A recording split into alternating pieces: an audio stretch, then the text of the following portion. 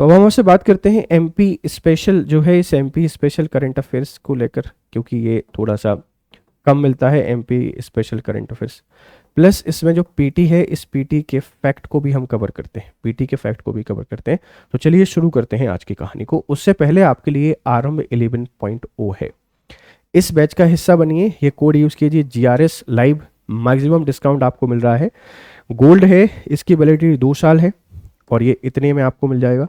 और प्लेटिनम की वैलिडिटी 4 साल है, आपको 18,999 रुपये मिल जाएगा। तो आप इनको ज्वाइन कर सकते हैं, अपनी प्रिपरेशन कर सकते हैं बेहतर हमारे साथ, ठीक है। चलो, तो सबसे पहला है, नए स्टार्टअप को प्रोत्साहन देने के लिए मध्य प्रदेश स्टार्टअप पॉलिसी 2025 के तहत हमने 1 साल तक प्रति माह 10,000 रुपये की सहायता का प्रावधान किया है। हमारी नीतियों और सहयोग से वर्तमान प्रदेश में 4 लाख से अधिक विनिर्माण इकाइयां MSME रजिस्टर्ड हैं। हम MSME की स्थापना के लिए सभी सुविधाएं एक ही छत के नीचे उपलब्ध करा रहे हैं। MSME सम्मेलन 2025 भोपाल। देखो, MSME micro small medium enterprises की जो समिट है, ये समिट 2025 कहाँ पर हुई? भोपाल में हुई। यहाँ मोहन यादव के द्वारा अपने द्वारा जो किए जा रहे काम हैं उनके बारे में बताया। जैसे स्टार्टअप पॉलिसी 2025 है। स्टार्टअप शब्द भारत में 2014 के पहले उतना फेमस नहीं था, कॉमन नहीं था, कोई सुनता ही नहीं था। स्टार्टअप का मतलब है आप अपना कोई नया इनिशिएटिव, कोई न्यू वेंचर, कुछ नया शुरू कर रहे हैं। तो स्टार्टअप पॉलिसी में सरकार ने बोला है कि हम सपोर्ट कर रहे हैं इंफ्रा के तौर पर, लॉजिस्टिक के तौर पर, और जो भी एनवायरमेंट प्रोवाइड किया जा सकता है उस एनवायरमेंट के तौर पर, राइट। तो सरकार सपोर्ट कर रही है, इसके लिए हमने स्टार्टअप पॉलिसी 2025 लॉन्च की है। और 1 साल तक 10,000 रुपये प्रति मंथ, मतलब कोई भी स्टार्टअप करने वाला व्यक्ति है, सरकार उसको मिनिमम 10,000 रुपये महीने सपोर्ट करेगी।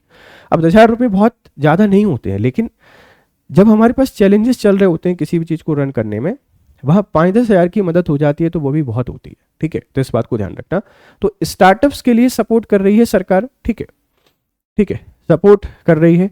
और यहाँ पर MSME की संख्या बताई गई है कि 4 लाख MSMEs हैं हमारे पास। जो MSME है इनकी संख्या 4 लाख है। और हम एक ही छत के नीचे, मतलब सिंगल जो विंडो सिस्टम है, सिंगल विंडो सिस्टम को यहाँ प्रमोट किया गया है कि सिंगल विंडो सिस्टम पर हम लोग क्या कर रहे हैं, काम कर रहे हैं। तो MSME समिट कहाँ पर हुई थी आप लोग बता देंगे? भोपाल में। और इसमें 3 चीज़ों पर डिस्कशन किया गया है कि तीनों चीज़ें काफ़ी इंपॉर्टेंट है इकोनॉमी को रिवाइव करने में, इकोनॉमी को बेहतर तरीके से आगे बढ़ाने के लिए, ठीक है, याद रखिएगा। आगे बढ़ते हैं। मुख्यमंत्री मोहन यादव के मुख्य अतिथि में 5वां राज्य स्तरीय स्वच्छता सम्मान समारोह स्वच्छता समग्र पर आयोजित होगी कार्यशाला, और ये भोपाल में हुआ है 14 अक्टूबर को। इस पर आप लोग डिस्कशन कर चुके हैं। अब कुछ प्रीलिम्स के फैक्ट हैं, इन प्रीलिम्स के फैक्ट को देख लेते हैं। मध्य प्रदेश राज्य अनुसूचित जाति आयोग को डिस्कस करते हैं। पहले MP SC ST and OBC commission act 1983 लागू था। सबसे पहले 1913 में हमारे पास क्या था, एक ही एक्ट लागू हुआ करता था जिसको आप MP SC ST and OBC commission act के नाम से जानते हैं। 1983 में ही इनिशियली ये वर्क कर रहा था। नया अधिनियम आया MP SC commission act 1995। Schedule caste जो कमीशन है इसके लिए 1995 में एक्ट बनाया। पुराना सिस्टम हमने यहां पर क्या कर दिया, निरस्त कर दिया। 29 जून 1995 को MP गजेट में प्रकाशित कर दिया। इसीलिए 29 जून 1995 को SC जो कमीशन है MP का, इसके बनने की डेट आपसे बार बार पूछी जाती है कि MP SC कमीशन कब बना। आप लोग बता देंगे कि ये कमीशन बना है कब, 29 जून 1995 को गजेट में ये प्रकाशित हुआ। गजेट में प्रकाशित होने के कारण, है ना, गजेट में प्रकाशित होने के कारण इसकी डेट मानी जाती है 29 जून 1995। अध्याय एवं धाराएं, कुल इसमें 5 अध्याय और 19 धाराएं रही हैं जो एक्ट बना। इस एक्ट में 5 सेक्शन हैं और 19 धाराएं हैं।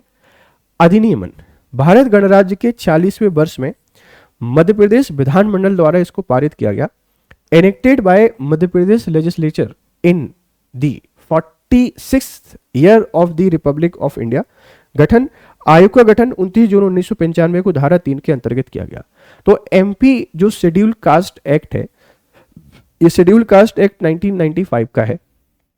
इसमें ही शेड्यूल कास्ट कमीशन को बनाने की बात की गई और शेड्यूल कास्ट जो कमीशन है ये 29 जून 1995 को बना। और धारा 3 के अंतर्गत जो SC एक्ट है 1995 का, इस एससी एक्ट 1995 का जो सेक्शन 3 है, इस सेक्शन 3 के अंतर्गत एससी कमीशन के बारे में बात की गई है, state commission for scheduled caste की, है ना, इस state commission for scheduled caste की। स्वरूप क्या है? एक वैधानिक निकाय है। एससी कमीशन एक स्टेचुटरी बॉडी है, एक वैधानिक निकाय है, संवैधानिक आयोग है, कॉन्स्टिट्यूशनल नहीं है। मैं फिर आपको बोल देता हूं कि कॉन्स्टिट्यूशनल नहीं है, संविधान में इसको लेकर कोई चर्चा नहीं की गई है, विधानमंडल का जो एक्ट है उस एक्ट के द्वारा इसको पावर दी गई है। तो एक वैधानिक निकाय है, संवैधानिक नहीं है, ध्यान रखना।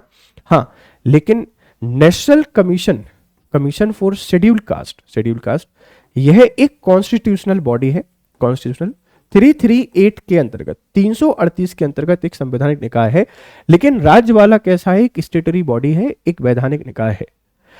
कुल 3 अशासकीय सदस्य इसमें होते हैं, टोटल 3 नॉन ऑफिशियल मेंबर्स होते हैं, एक अध्यक्ष चेयरपर्सन होगा, कम से कम 2 सदस्य होंगे और सभी एससी समुदाय से होंगे। तो इसकी संरचना 3 मेंबर की है। इसमें टोटल कितने हैं? 3 मेंबर हैं, जिसमें एक चेयरमैन आपको देखने को मिलेगा, चेयरमैन, और 2 मेंबर देखने को मिलेंगे। ये कहां से आएंगे? एससी से ही आएंगे। कहां से आएंगे? एससी कमीशन से आएंगे। इस बात को थोड़ा सा ध्यान रखना, ठीक। पदेन सदस्य संचालक अनुसूचित जाति कल्याण का, जो पदेन सदस्य होते हैं एक्स ऑफिशियो मेंबर, ये डायरेक्टर एससी वेलफेयर होते हैं। इनकी नियुक्ति राज्य सरकार के द्वारा की जाती, appointed by the state government. कार्यकाल धारा 4 के अनुसार 3 वर्ष इनका कार्यकाल होता है ना, 3 ईयर या 62, या तो 3 साल रहेंगे या 62 साल तक रहेंगे। त्यागपत्र राज्य सरकार को प्रस्तुत किया जा सकता है, resignation submitted to the state government. SC commission important है, प्री मेंस दोनों में आपसे पूछा जा सकता है कि भाई एससी कमीशन कहां पर है राज्य का, इसको बहुत अच्छे तरीके से तैयार करना काफी इंपॉर्टेंट है। वेतन भत्ते राज्य सरकार द्वारा निर्धारित है, मुख्यालय भोपाल में है, वर्तमान अध्यक्ष हैं श्री आनंद अहिरवार। प्रेजेंट चेयरमैन कौन है? श्री आनंद अहिरवार। कार्यक्षेत्र धारा 9 में वर्णित किया गया है संरक्षण, प्रोटेक्टिव रोल। संविधान एवं अन्य कानूनों के तहत अनुसूचित जाति सदस्यों के संरक्षण हेतु आयोग को हित प्रहरी के रूप में कार्य करना है। Act as watchdog commission to protect scheduled caste members under the constitution and other laws. तो अनुसूचित जो जाति है, इस जाति के एक प्रोटेक्टर के तौर पर काम करता है हर जगह, क्योंकि इसी के पास इसी को वो शक्तियां दी गई हैं, ध्यान रखना। सिफारिश, सरकार को सुझाव देना है कि कौन सी जातियां, वंश, जनजातियां, उनके उपसमूह संविधान अनुसूचित जाति आदेश 1950 में शामिल किए जाएंगे। इन्हीं का काम है रिकमेंड करना कि किस किस समूह को हम एससी में शामिल कर सकते हैं, ठीक है। कल्याणकारी कार्यक्रमों की निगरानी करना, अनुसूचित जाति कल्याण हेतु बनाई योजनाओं का सही समय पर कार्यान्वयन सुनिश्चित करना तथा सुधार हेतु सुझाव देना। आप ऐसे समझो, एससी के वेलफेयर से संबंधित जितने भी काम हो सकते हैं, ये सारे के सारे काम राज्य एससी आयोग के द्वारा किए जाएंगे। आरक्षण पर सलाह देता है और भी ढेर सारे काम करता है, इस बात को थोड़ा सा ध्यान रखना। इसके पास शक्तियां हैं धारा 10 में। सिविल न्यायालय की शक्तियां हैं, सिविल कोर्ट की पावर है 9(1) के अंतर्गत। अपने कार्यों के पालन के दौरान आयोग को सभी सिविल न्यायालयों की शक्तियां प्राप्त हैं। Under 9(1) SC commission has civil court power. Civil court power का मतलब है किसी व्यक्ति को बुला सकता है, किसी को समन जारी कर सकता है, किसी से कोई भी डॉक्यूमेंट मांग सकता है, कहीं भी इंक्वायरी कर सकते हैं, ये इनके पास पावर है सिविल कोर्ट की।